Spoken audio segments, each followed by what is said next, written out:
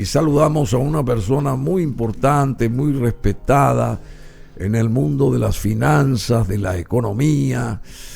Fue ministro de Hacienda. Así que buenos días, Manuel Ferreira Bruschetti. Es ganadero también y es olimpista. Y además sabe mucho de lo que maneja, ¿verdad? Sobre lo que maneja. ¿Cómo andas? Muy bien, Bruno. ¿Cómo estás? ¿Cómo te va? Un saludo también a toda la audiencia. ¿Te gusta el café o no? Sí, muy rico. Espectacular. Bueno, vos tenés más de 20 años de experiencia, digamos, tenés mucho más, ¿verdad? En esto y más y todo. Más, ¿verdad? Ya, ¿verdad? ¿30 ya? Sí, 30 ya seguramente. 30 ya. Sí. ¿Y cómo está nuestra economía? Directamente te hago esa consulta. Así como están las cosas acá, y después vamos a ir, qué sé yo, a la periferia también, y a los países cercanos de la región acá, para preguntarte sobre los mismos, acerca de este mismo tema, ¿verdad? ¿Cómo está nuestra economía hoy, Manuel Ferreira? Y este es un año complicado, ¿verdad? Es un año complicado porque nosotros venimos arrastrando los problemas de pandemia, que básicamente el problema de la pandemia afectó sobre todo al sector comercial y al sector de servicios, de lo que a mí me gusta llamarle la economía urbana sobre todo. Porque afectó básicamente la aglomeración de gente, ¿verdad? Aquellas empresas que hacen su negocio con algún tipo de aglomeración de gente, entonces vos tenés, una boutique, o tenés una despensa, o tenés algún otro tipo de negocio, sí. De negocio, o trabajas en fiestas, etcétera. Claro, que también es un gran trabajo. Que también es un gran trabajo, ¿verdad? Y da dividendos todo eso también. Exactamente. Toda esa gente fue muy afectada durante la pandemia, ¿verdad? Entonces era gente que posiblemente, pongo el ejemplo, un restaurante, por ejemplo. Ahí entran los mozos, la gastronomía, claro, la decoración, el vestuario, la gente que hace ropas, claro. Imagínate miles de personas son. Claro, imagínate la gente afectada, nadie salía de su casa, ¿quién se cambiaba de ropa? Claro. ¿Verdad? Y hasta se dejaron de usar trajes, usaba la gente algo mucho más casual también. Mucho más casero, ¿verdad? Eso me di cuenta yo, entre paréntesis, en estos años de pandemia. Y después está la gente de la música, de la animación, todo eso que también... Del espectáculo en general, ¿verdad? Espectáculo en general. No, pero también claro, un jugador de fútbol, bro. También. O sea, que también es una clase de espectáculo, ¿verdad? O sea, hubieron muchos impactos a nivel de ese tipo de empresas, ¿verdad? Y esas son empresas que... Voy a poner un ejemplo, el ejemplo de un restaurante. En un restaurante vos tenías una persona o un dueño del restaurante que lo que hacía era pagaba sueldos, compraba sus insumos y pagaba alquiler, luz, agua, teléfono. Ahora le agregó una nueva cuenta que posiblemente es una cuenta de deuda, ¿verdad? Porque tuvo que tomar un crédito para no poder... para que no se cierre eso. Exactamente, y tuvo que empezar a salir a vender, sacar a mucha gente y salir a vender seguramente por delivery o algo así, ¿verdad? Que era una situación bastante compleja y bastante difícil. Alrededor de 10 o 15% nomás de las ventas totales consiguieron en delivery en general los restaurantes, ¿verdad? O sea, una caída brutal de ingresos. O sea, que cambiaron las cosas radicalmente en ese aspecto que es fundamental, ¿verdad? Claro, y hoy tenemos empresas de ese tipo, muchas de ellas pymes. Sí, claro. Con una mochila pesada encima, ¿verdad? Sí. Tienen que pagar esa deuda, la economía no termina de recuperarse tampoco en términos de demanda. Entonces, la situación es complicada. Y ponete a pensar en el caso del mozo. Claro. Ese mozo que se le cierra el restaurante, seguramente alquilaba alguna pieza acá en el Gran Asunción y él decide volver a su valle, ¿verdad? Que es, qué sé yo, San Pedro, Paraguarí, Cordillera. Pero hay gente más preparada también ahora. Gente ilustrada, inclusive, yo conozco. Que son mozos. Mozos con una calidad impresionante, enseguida. Claro, pero mucha de esa gente, que mucha es gente del interior, tuvo que volver a su valle. Sí, Dentro eso es cierto. Dentro de todo hay una gran ventaja. Paraguay sigue teniendo 37% de su población en el campo. 37. Sí. Que es un número alto para los estándares latinoamericanos. En América Latina más o menos ese número está en 17. En Argentina está en 9. ¿verdad? 9. Sí. ¿Y quién más que menos en Paraguay? ¿Qué quiere decir eso? Que toda esa gente está hay una gran población urbana. En ¿verdad? los conos urbanos. Claro. Ah, sí, che. Pero acá en Asunción, quien más que menos en Paraguay tiene mucho contacto todavía con algún pariente que vive en el campo, que trabaja en el campo, etcétera, ¿verdad? Y eso fue una forma de refugio para muchísima gente, ¿verdad? Fíjate que tenés casa, tenés comida en esos lugares y te sentaste a esperar a que se recuperen las cosas, ¿verdad? Yo creo que en cierta medida el campo ha sido mucho más importante en socorrer al paraguayo, sobre todo el de clase media baja o el de clase baja, ¿verdad? En esta pandemia que, por ejemplo, el Estado, ¿verdad? Sí, por supuesto. Claro, muy, muy claro lo que estás diciendo y muy efectivo, por supuesto, también desde ese punto, este análisis. Decime, ¿cuánto será? Vamos a entrar en este terreno que la gente quiere saber, Manuel Ferreira Bruschetti. ¿Cuánto será el déficit en el presupuesto general de la Nación para el año entrante? Porque hoy, por ejemplo, acá en ABC, sección económica, ponen con un título bastante llamativo: el Ejecutivo propone un presupuesto de 14.792 millones de dólares para el 2023. ¿No es demasiado elevado esto? ¿Cómo se analiza esto? Ahí hay que entender algunas cosas que son importantes. El presupuesto paraguayo tiene dos partes. ¿Ah, sí? ¿Cuáles son?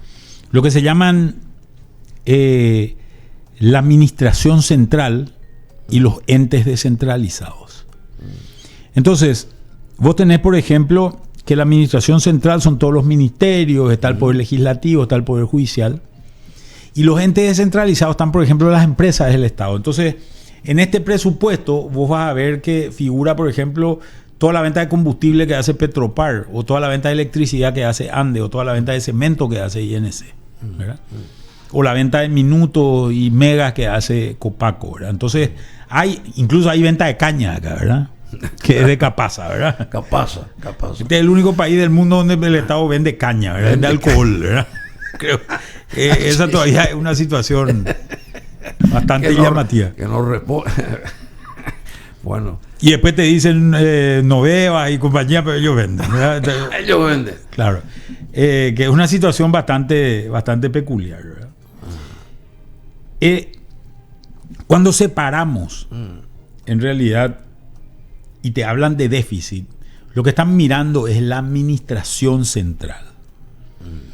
La administración central. Están excluyendo todo el resto. Porque fíjate que esas empresas como ANDE, por ejemplo, ANDE tiene una cuenta de compra de energía que le compra a Itaipú, le compra a Yacyretá, y tiene una cuenta de venta de energía que nos vende a todos nosotros, a las industrias, etcétera, ¿verdad? Pero tiene déficit también. Sí, tiene déficit, pero ese déficit no es el déficit que se contempla en este caso. ¿Sí? Se contempla solamente el déficit de la administración central, ¿verdad? Que son lo que se llaman ingresos tributarios y no tributarios. Los ingresos tributarios son todos los impuestos que ya lo conocemos, ¿verdad? Impuesto a la renta personal.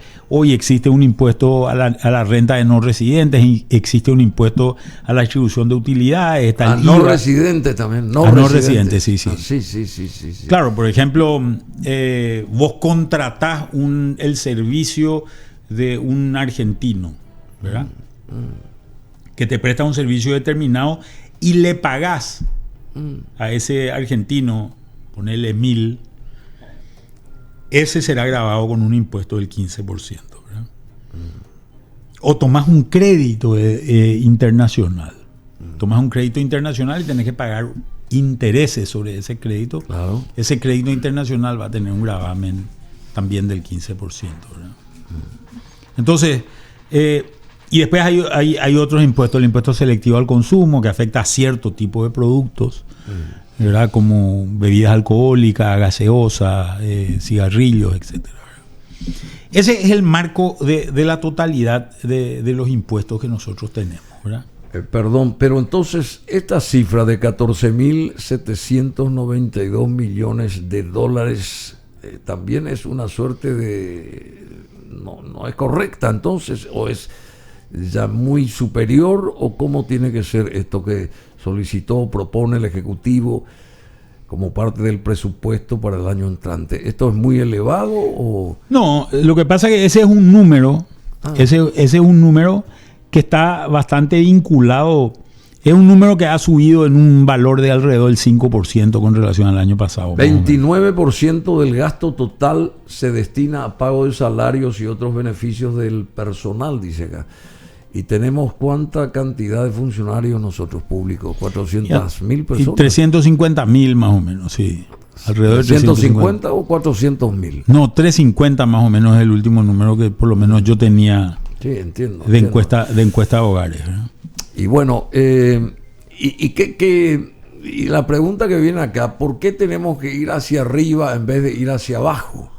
¿Por qué no nos ajustamos el cinto, ya que las cosas en líneas genéricas en el mundo no están tan bien y nosotros somos parte del mundo? ¿Por qué no nos ajustamos nosotros el cinto en vez de alentar que suban los gastos, los números, los salarios, etcétera, etcétera, y las contrataciones también de otros funcionarios públicos, que también se sabe que eso ocurre ahora?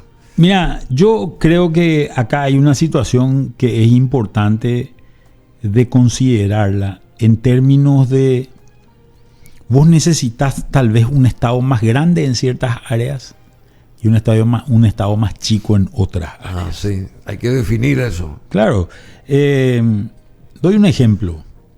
Posiblemente vos quieras tener más policías. Que sean efectivos. Por un tema de seguridad, claro. Querrías tener una mayor cobertura policial. Entonces querés contratar más policías, ¿verdad?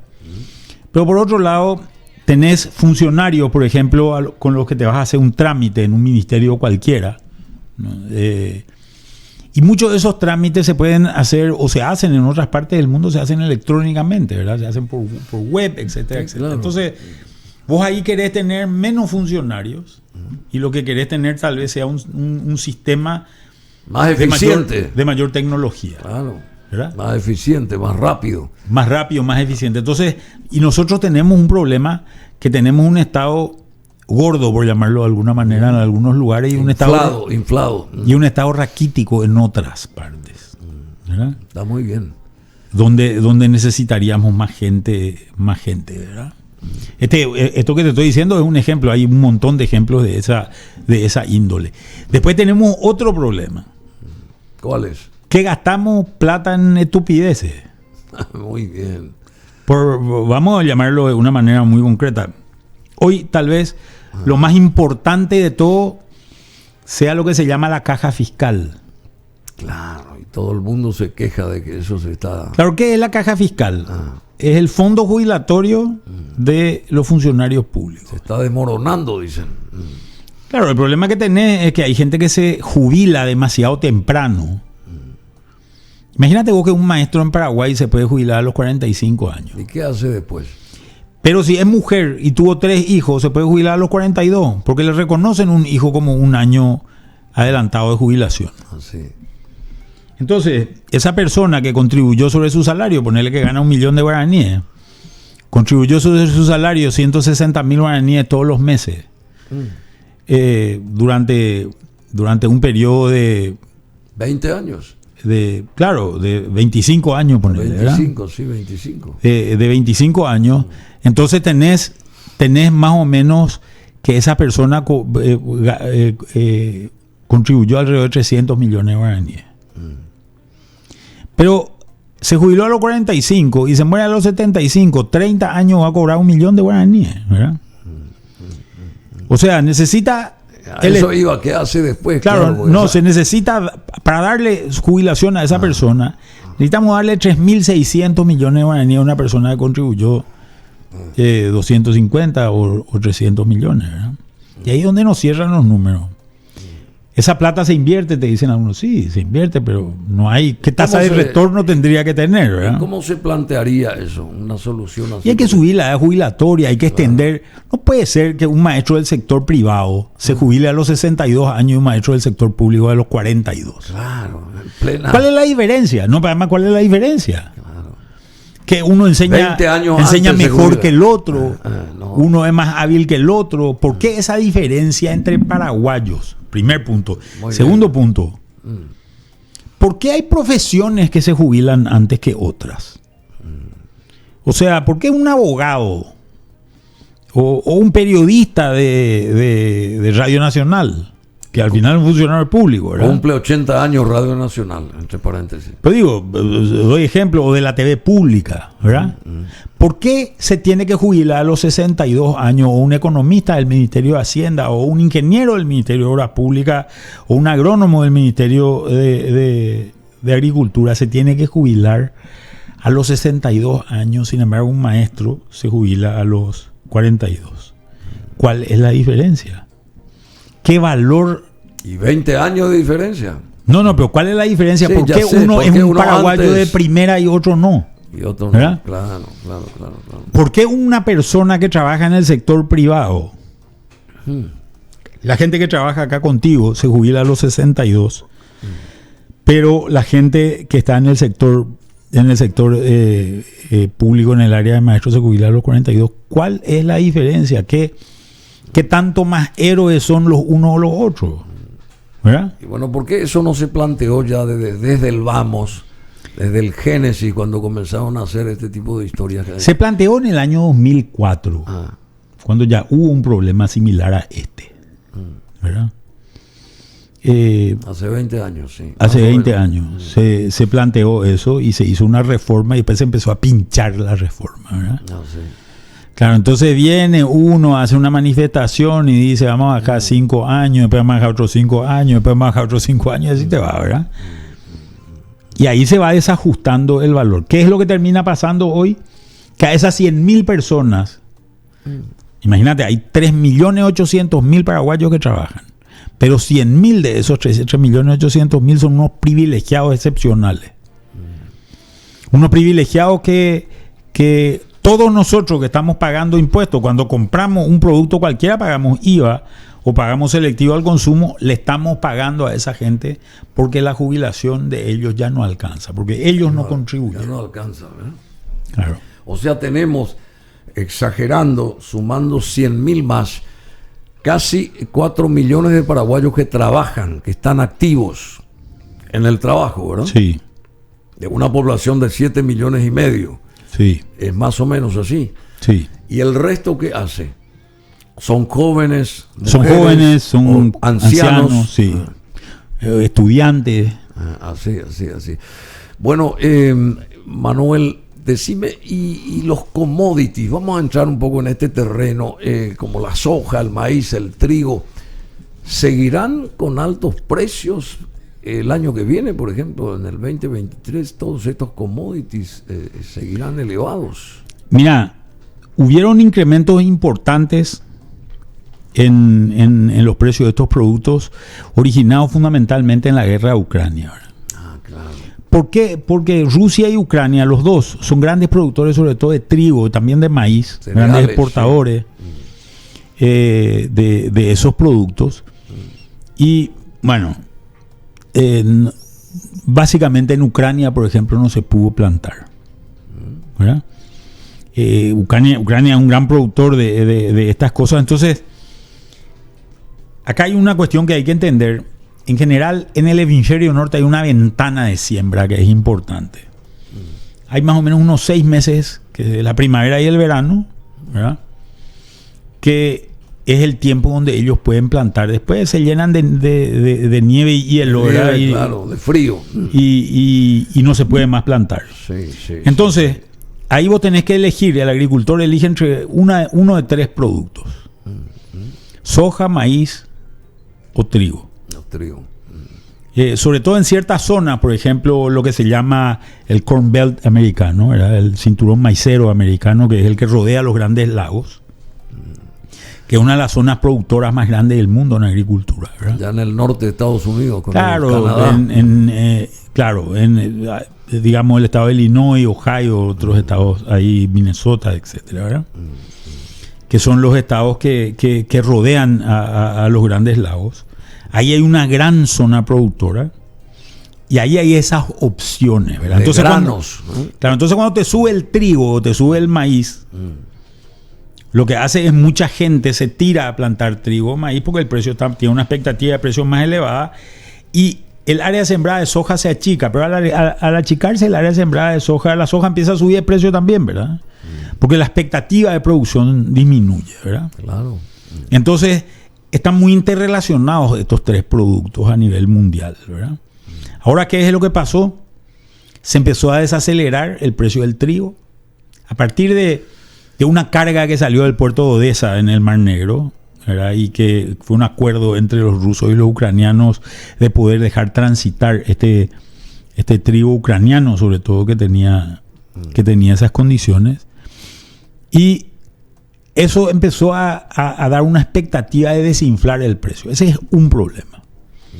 El segundo problema que vemos es, en realidad, nosotros tenemos stocks relativamente limitados en estos productos, es decir, el remanente después de que operan la oferta y la demanda, es lo que se denomina stocks. Y esos remanentes sostienen un precio más bajo que el precio que había subido durante la guerra, ¿verdad? Tenemos otro tema, que el dólar se está devaluando con relación a la mayoría de las monedas del mundo. Y como esto se transa en dólares, entonces a vos que tenés guaraníes o que tenés pesos o que tenés euros, te es más caro relativamente ese producto. Y cuando te es más caro relativamente compras menos, ¿verdad? Claro. Y el otro tema también es que se está desinflando el precio del petróleo. Acuérdate que una parte importante, alrededor de un 15% de la soja y del maíz en el mundo se usan hoy para biodiesel y para etanol respectivamente, ¿verdad? Y se mezclan con estos productos por decisiones que hay que se generaron en estos países. Entonces tenemos una tendencia de precios más bajos entrando a esta campaña de primavera-verano que está empezando en Paraguay, ¿verdad? Bueno, justamente tocaste ese punto del petróleo. El petróleo está a la baja y aquí el combustible no baja, justamente. ¿A qué se debe eso? ¿Por qué acá sostienen un combustible elevado y en el mundo entero, en el resto del mundo baja el petróleo? Sí, acá hay un tema importante. Paraguay no compra petróleo. Paraguay compra gasoil y compra nafta. Sí. Porque Paraguay no tiene ninguna capacidad de refinamiento, ¿verdad? Pero antes tenía, che. Antes tenía, pero eso hace 40 años está cerrado, ¿verdad? Sí, en los 70. Claro, que es Petropar, lo que hacía Petropar, etcétera, ¿verdad? Repsa. Hoy nosotros compramos combustibles refinados ya. Entonces, tenemos que mirar siempre el precio del combustible refinado y no el precio del petróleo como guía. Al final lo que va a hacer, y esos tienen precios internacionales también. Podemos mirarlo en internet si es que querés cómo están esos precios. Pero hay algo que pasó que es interesante. Cuando vos mirás el gasoil, por ejemplo, el gasoil ha tenido un pico de precio con la guerra, se ha mantenido alto y ahora ha bajado. Pero no ha bajado a los precios de prepandemia, como ha bajado el precio del petróleo. ¿Por qué no ha bajado? Esto tiene una historia un poco más larga, ¿verdad? Yo no sé si recordás... Es interesante lo que estás diciendo, porque es un punto que la gente quiere saber. Claro, yo no sé si recordás abril del año 2020, cuando el petróleo llega a valores negativos. Sí. ¿Verdad? ¿Qué pasó cuando llegaba a valores negativos? Imagínate con esta situación. Yo soy un operador financiero, en realidad lo que hago es compro y vendo papeles que dicen esto vale tantos barriles de petróleo, ¿verdad? La demanda empieza a caer por la pandemia, porque todo el mundo en el mundo estábamos todos encerrados. Empieza a caer por el valor, de precio, hasta que llega un momento que hay un exceso de petróleo. Y ese que le vendía el petróleo físico, es decir, el barril de petróleo, ¿verdad? Le llama a ese operador financiero y le dice, ¿sabes qué? Tenés que venir a buscar tu petróleo. Tenés que venir a buscar tu petróleo. Está acá, tenés que buscar un lugar. Tipo desesperado, él solamente hacía de una computadora en un papel, empieza a buscar dónde guardar el petróleo. Cada vez había menos lugares donde guardar. Se empezaron a usar barcos. Había barcos que se estacionaban en partes del mundo y guardaban ahí el petróleo. No se movían, se quedaban nomás ahí. Sí, claro. Y seguía saliendo petróleo, ¿verdad? Y nadie compraba ese petróleo. Una de las cosas que se hizo es estos refinadores de petróleo, estas fábricas de refinamiento de petróleo. El petróleo tiene un proceso, creo que en mi época por lo menos se estudiaba en el colegio, ¿verdad? Que se hierve y de ahí sale una parte gasoil, otra parte fueloil, otra parte nafta, otra parte gas, ¿verdad? En este proceso, muchos de esas refinadoras se cierran y se convierten en depósitos nomás de petróleo. Simplemente. Claro, cuando la demanda empieza a subir, el precio del petróleo empieza a subir y se empieza a consumir de vuelta este petróleo, esas mismas refinadoras se van y le piden permiso al Estado para reabrir la refinadora. No, le dice el Estado. ¿Por qué no? No, usted combustibles fósiles. Vos imaginate lo que es toda la legislación ambiental alrededor de combustibles fósiles. No, le dice. La legislación. Claro, no queremos abrir. Entonces, la capacidad de refinamiento de petróleo del mundo disminuyó a partir de la pandemia. Este es un efecto de la pandemia. Y esto hizo que haya más escasez relativa de producto refinado en relación al producto crudo. Ah, sí. Entonces subió más relativamente el precio del gasoil y de la nafta. Y ahora que bajó menos. ¿Verdad? Y entonces acá están esperando que se estabilice, más o menos. Claro, entonces nosotros teníamos, ponerle en el mes de marzo, un precio de metro cúbico de gasoil de 950. $90 el barril está hoy. No, claro, $90 el barril del petróleo, pero yo te estoy hablando del precio del gasoil. El precio del gasoil estaba más o menos $950 el metro cúbico en el mes de abril. En mayo creo que estaba alrededor de 850. Hoy sigue estando en 1100, 1050, 1150. Se mueven esos valores, ¿verdad? Y eso es lo que impide que se vaya ajustando ese valor. Y después el otro tema es que tampoco se ha ajustado del todo el flete, ¿verdad? Ah, tampoco. Decime, y la parte de refinamiento, ¿por qué Paraguay no puede refinar como antes se hizo? Eso nos va a mejorar nuestro sistema acá y nos va a también dar más mano de obra, ese tipo de cosas, y nos va a minorar el costo de esto que tenemos que importar. Sí, va a hacerlo. Pero si vamos a hacer algo de eso, ¿por qué no pensamos en otra cosa? ¿Por qué no pensamos en armar un parque eléctrico?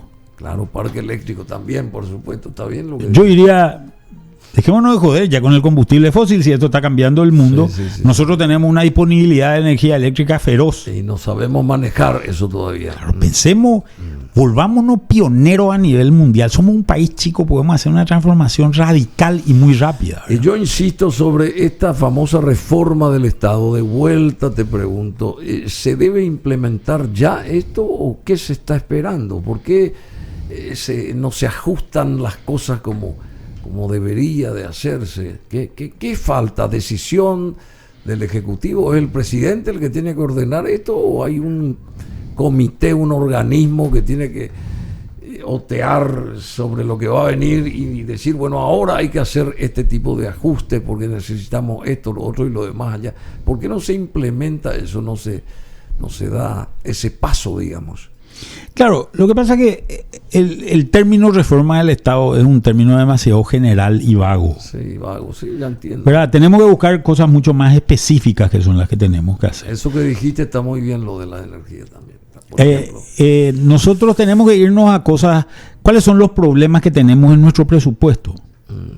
Tenemos demasiados funcionarios. Ese es un problema. Entonces, no es que necesitamos hacer una reforma del Estado, necesitamos hacer una reforma del sistema de remuneración y de jubilación del funcionario público. Esta es una reforma puntual.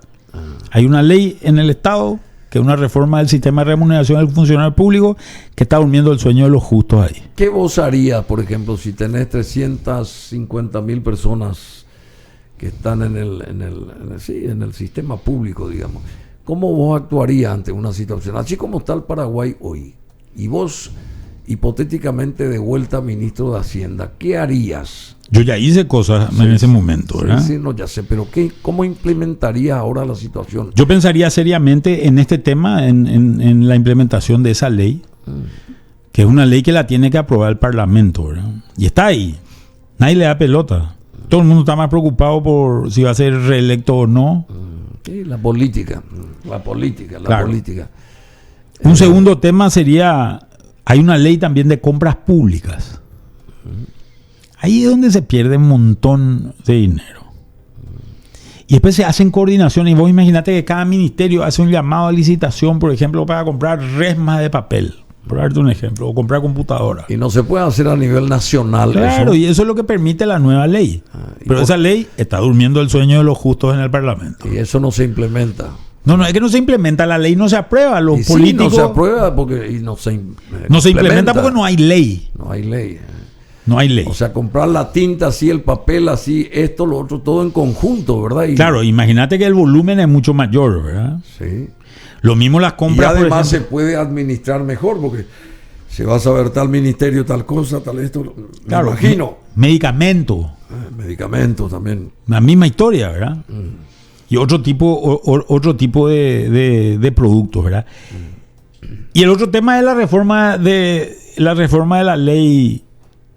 De la ley que habla fundamentalmente de esta caja fiscal, ¿verdad? Ahí vamos a tener reformas muy importantes con las cuales vamos a poder avanzar y tener un Estado un poco más eficiente, ¿verdad? Después tenemos reformas en otros aspectos. O sea, nosotros necesitamos una reforma del Poder Judicial. Eso se sabe. Eso acá nadie toca ese tema. Claro. Yo te digo algunas cosas que son importantes de considerar. ¿Qué es lo que hace el Poder Judicial? Y cuando hablo del Poder Judicial ampliado, que es el mecanismo de obligación que tiene el Estado.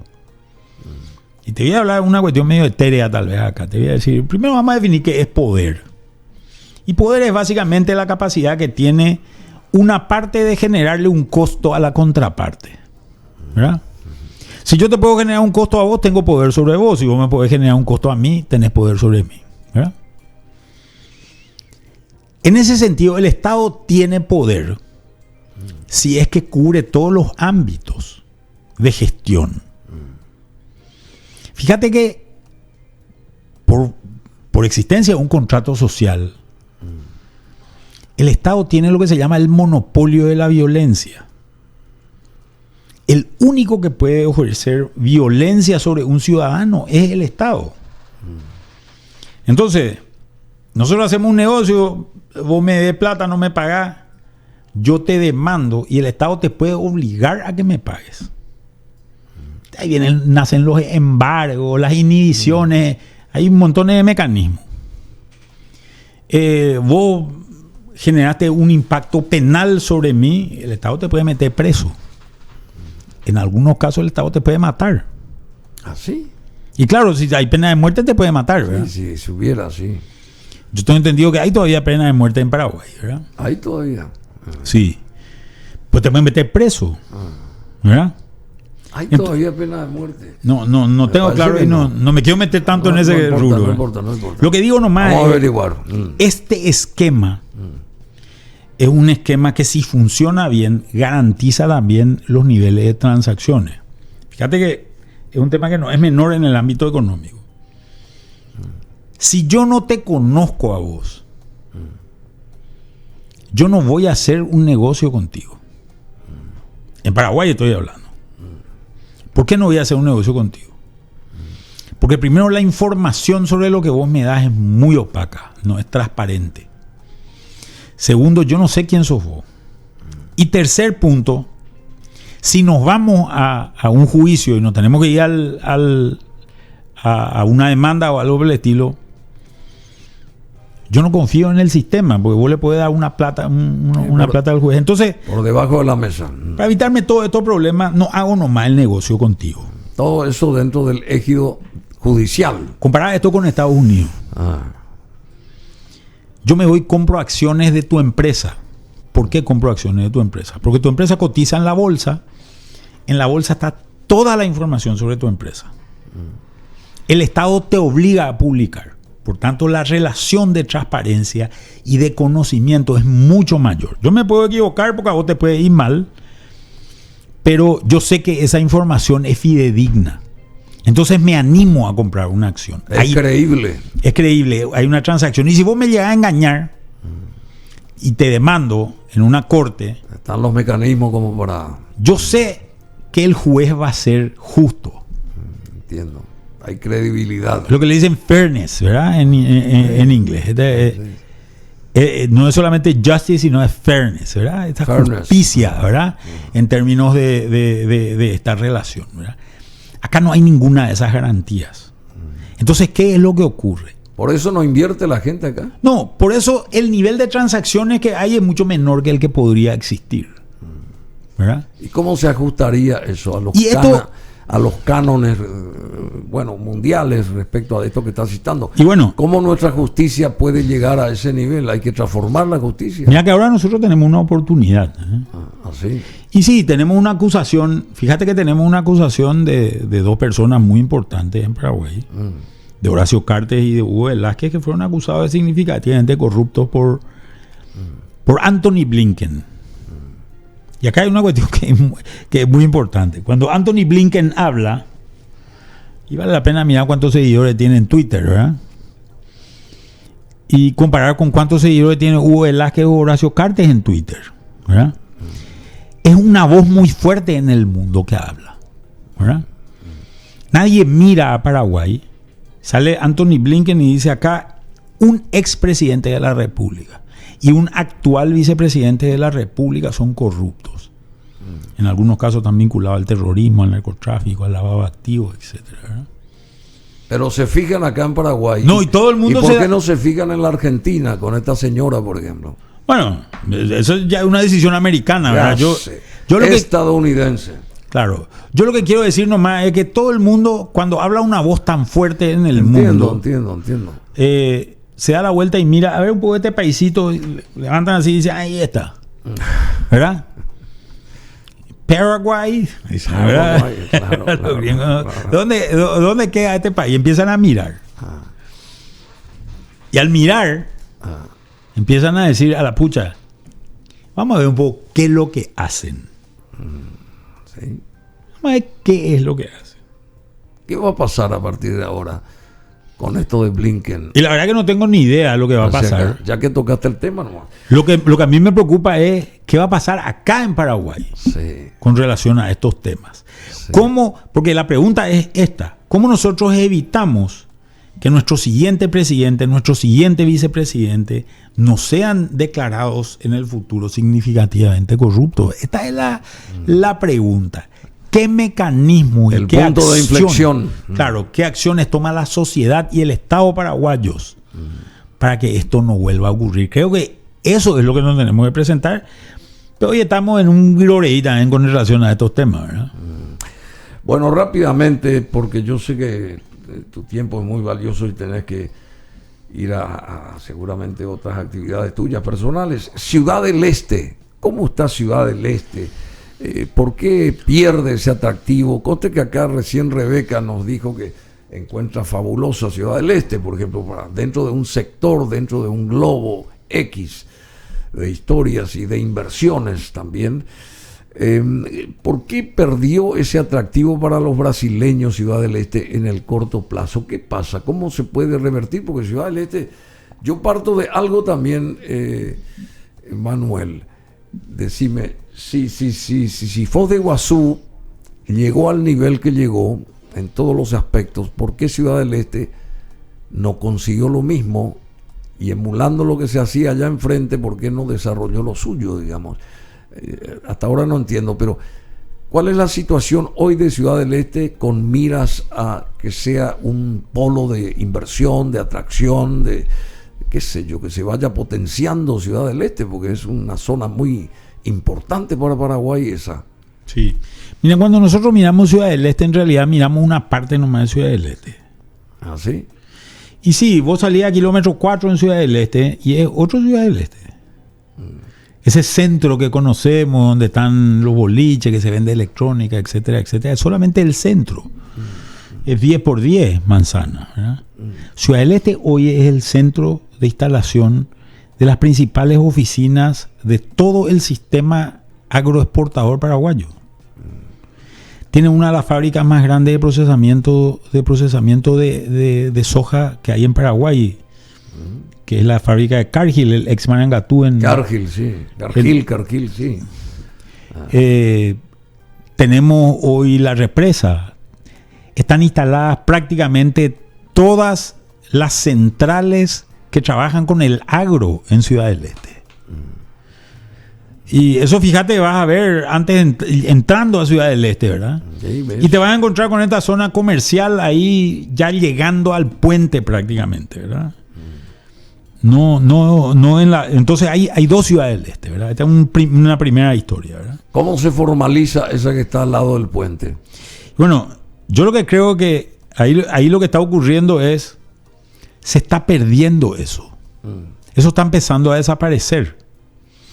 Paraguay en el año 2005 formaliza su sector informático y lo que hace es empieza a cobrar un impuesto o un paquete de impuestos en la importación y después los pone en pacotilla, digamos, los vende en pacotilla en estas pequeñas unidades en Ciudad del Este y en otras ciudades también, en Salto del Guairá, en Pedro Juan. Y este es un negocio comercial, ¿verdad?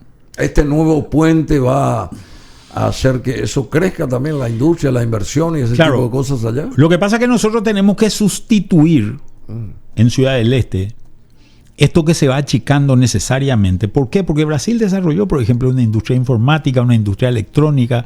Hoy, ¿qué es lo que vende Ciudad del Este? Vende productos de marca. Por eso, darte un ejemplo, un perfume francés. El perfume francés pues no se va a hacer nunca en Brasil, ¿verdad? Porque es francés, ¿verdad? Por definición. Un whisky escocés no se va a hacer nunca en Brasil, ¿verdad? Entonces son estos productos de esta zona los productos que se están vendiendo. Son productos, artículos de marca. Una marca de computadora que no hay en Brasil, etcétera. Esto es lo que se está vendiendo. Por lo tanto, se ha achicado muchísimo. Antes se vendían marcas paraguayas incluso, ¿verdad? Pero ha crecido mucho la industria informática en Brasil, la industria electrónica en Brasil, la industria, por ejemplo, de televisores en Argentina, todo el ensamblado de electrodomésticos de línea blanca, por ejemplo, en Argentina. Y Ciudad del Este está perdiendo competitividad en este negocio. Entonces tenemos que buscar otro tipo de atractivo. Eso iba. Y tenemos que empezar a pensar en ciertas cosas, por ejemplo. ¿Como cuáles? A ver. Y hoy se está pensando, por ejemplo, en hacer una especie de gran parque, una especie de Disney, por ejemplo, en esa zona. Yo he oído ya de inversiones muy importantes que se quieren hacer que te van a permitir, digamos, atraer un grupo de gente. Fíjate casinos tipo Las Vegas. Casinos, por ejemplo, podrían funcionar. Fíjate que hay otra cosa que es importante. Las cataratas no están en la triple frontera. Están sobre el río Iguazú en la frontera entre Argentina y Brasil. No están en Paraguay. Esa es una ventaja, obviamente, de Foz de Iguazú por encima de Ciudad del Este, ¿verdad? Pero nosotros tenemos, por ejemplo, los Saltos del Mondaú. Claro. Que podríamos generar...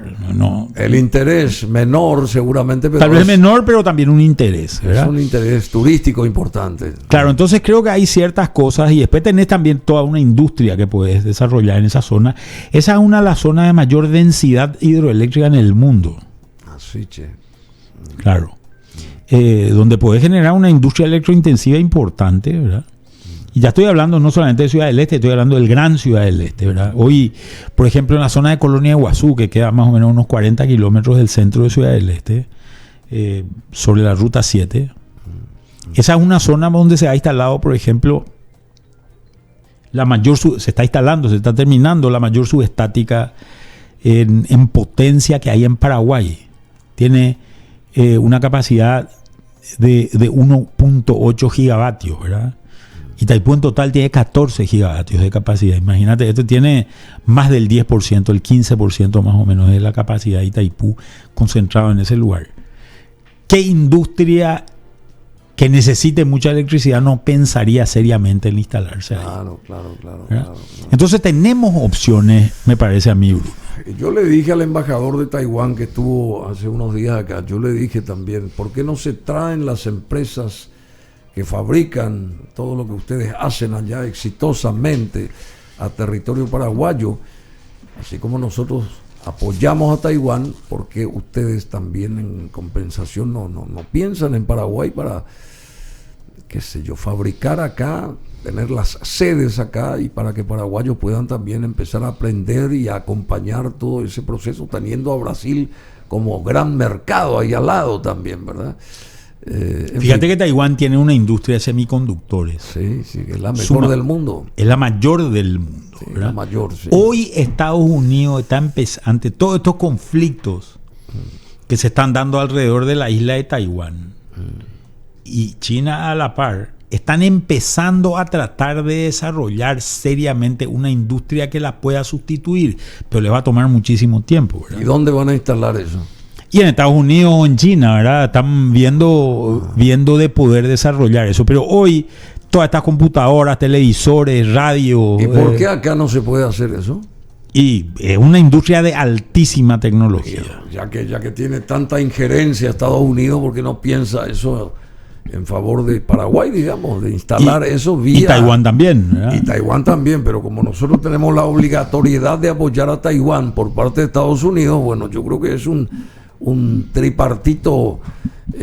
Y yo creo que se puede pensar. Una posibilidad tripartita interesante. Creo que el Estado paraguayo es bastante malo negociando nuestras relaciones con Taiwán y Estados Unidos. Vos tenés que volver a ser ministro de Hacienda alguna vez, o seguramente más, porque tenés mucha... Eso no se le desea a los amigos. No se le desea. No. Pero ¿habrá pasado bien también ahí o no? No, ahí no se pasa bien. No se no, pasa es bien. Muy sacrificado. Son lugares muy sacrificados. Mucha presión política. Mucha presión de toda índole. Sí. El gran Alfred Marshall definía la economía como la administración de recursos escasos y necesidades ilimitadas. Sí. El lugar donde más sentí eso fue en el Ministerio de Hacienda, porque los recursos son escasos y las necesidades son ilimitadas. En un país como este, todo el mundo viene a pedirle plata al ministro de Hacienda y cree que el ministro de Hacienda le sobra dinero y no es así, ¿verdad?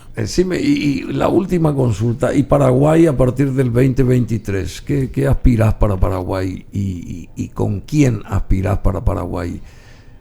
Ese cambio que la gente espera, anhela, qué sé yo, y está persiguiendo, ¿verdad? ¿Qué va a pasar con Paraguay a partir de abril del 2023? Mira, yo no soy analista político, ¿verdad? No tengo... Pero tenés experiencia, y mucha. No tengo idea. Lo que sí es que han caído 3 bombas muy fuertes en la política paraguaya, ¿verdad? Las 2 declaraciones significativamente corrupto y la enfermedad de Fernando Lugo, ¿verdad? Sí. Que han generado una transformación política muy importante. Incluso me decía un amigo en broma, ¿verdad? Me decía, ¿por qué no nos vamos a la embajada americana y le preguntamos por quién quiere que votemos, ¿verdad? Claro, bueno. Y eso faltaría nomás. Eso nomás faltaría ya. Era de forma jocosa, ¿verdad? Pero realmente no sé, no tenemos muy claro de cuál es el escenario político que va a quedar parado en esto. Yo creo sí que hay... Asociado a la economía siempre también, ¿verdad? Claro, yo creo que sí tenemos desafíos para el siguiente gobierno, ¿verdad? Uno de los desafíos que hablábamos anteriormente, ¿verdad? El de la energía. ¿Cómo también, ¿verdad? nosotros... Atende esto. ¿Cómo nosotros seguimos construyendo infraestructura en Paraguay? Nosotros estimamos que faltan más o menos 35 mil millones de dólares de inversiones en infraestructura en Paraguay. Sí. En agua, en rutas, en puentes, en electricidad. En aeropuertos. En aeropuertos. Internos que se pueden hacer. En puertos, en dragado del río. Claro. Y el modelo que ha funcionado hasta ahora es un modelo de que todo lo que se financió hasta ahora se ha financiado con deuda. Y ya estamos llegando al tope de eso.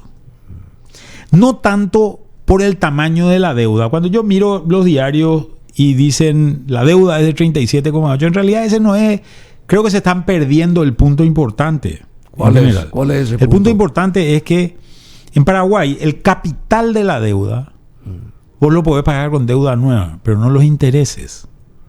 No los intereses. Los intereses los tenés que pagar de tus impuestos. Claro. Esta es una ley, ¿verdad? La ley está así. Y esos intereses se vuelven un gasto rígido, no puedes dejar de pagar. Porque si dejas de pagar te declaran en default, ¿verdad? Entonces, esto es lo más importante hoy, que estamos llegando a valores de alrededor de 500 millones de dólares de intereses. 500 millones. Sí, de pagos de intereses anuales. Y esos 500 millones de dólares de pagos de intereses anuales no nos dan lugar para hacer otra cosa. Entonces no podemos seguir generando deuda. Tenemos que buscar otros mecanismos para construir. Y básicamente lo que necesitamos es una forma radical, rápida y eficiente de atraer capital privado a la obra pública, ¿verdad? Y creo que ese va a ser el gran desafío que va a tener el gobierno adelante. Porque fíjate que todo el gasto que se haga en infraestructura es un gasto para beneficio de aquel que no es funcionario público fundamentalmente. Okay. Te pongo un ejemplo. Anteriormente en la Ruta 2, vos te tomabas un viaje de Asunción a Ciudad del Este, te tomaba 8 horas. Y vos, si vos eras un camionero, cobraba, ponerle 1 millón de guaraníes, ¿verdad? Cada 8 horas cobraba 1 millón de guaraníes, ¿verdad? Ahora está duplicada la ruta y en vez de llegar en 8 horas, llegas en 4 horas. En el tiempo que antes hacías un viaje, ahora haces 2 viajes. Seguís cobrando 1 millón de guaraníes, pero ganaste el doble de dinero, ¿verdad? Porque se ha vuelto mucho más eficiente y mucho más productivo. Un impacto generador necesario muy importante son los incrementos de productividad que genera la obra pública. Y genera también mayor calidad de vida en muchas cosas. Transportes eléctricos. Transporte eléctrico. Hacen falta los transportes eléctricos. Sí. Un tren que vaya de aquí a Ciudad del Este y de vuelta con personas y carga. Eso es lo que hace falta. Eléctrico, por supuesto. Ya se hubiera planteado hace rato eso. Y puede hacer abajo de la línea de 500 que ya está toda expropiada, ¿verdad? Ni siquiera va a tener costo de expropiación. Sí. Bueno, y después se plantean los puentes, pero ahí no se piensa en una posibilidad de un tren alguna vez que pase también ahí por ese mismo puente. Eso no se piensa. Es que no pensamos luego en un tren nosotros, más que ese tren de cercanía que... Stroessner pensó ya, porque ese puente entre Posadas y Encarnación y Posadas tiene la trocha para que pase el tren, por ejemplo, ¿verdad? Y eso se hizo hace 40, 50 años, no sé cuándo. En fin, bueno, muchas gracias. ¿Cómo quiero que vuelvas, Manuel, cuando creas conveniente, cuando tu agenda lo permita? Manuel Ferreira Bruschetti, una persona que sabe mucho, que tiene un know-how realmente muy bien ganado. Viviste afuera, en Estados Unidos también viviste vos, ¿verdad? Estudiaste allá. En Inglaterra y en Estados Unidos. Sí. ¿Y 7 años. 7 años, bueno. Sí. 7 años, todo lo que uno puede aprender en esos lares, digamos. Y te felicito. O sea que no más ministro de Hacienda, ¿no querés? ¿No querés volver a eso? No. ¿Y Olimpia cómo está? A ver. Y en la lucha estamos mejorando. ¿Ah, sí? Sí, estamos punteros. Y claro, bueno, yo sé, acá tenés a un olimpista que está frente a vos. Y en ganadería... ¿Vos qué sos? Lo contrario. Y en ganadería, ¿cómo está? ¿Cuándo se abre el mercado de Estados Unidos? Y estamos esperando. Estamos esperando. Está pendiente eso. Pero ¿se va a resolver eso? Y estimo que sí, ¿verdad? Hay muchas Así promesas. Como nos dan con el hacha, que también nos posibiliten levantar esa tranquera, ¿no te parece? Sí. Bueno, muchas gracias, Manuel Ferreira Bruschetti.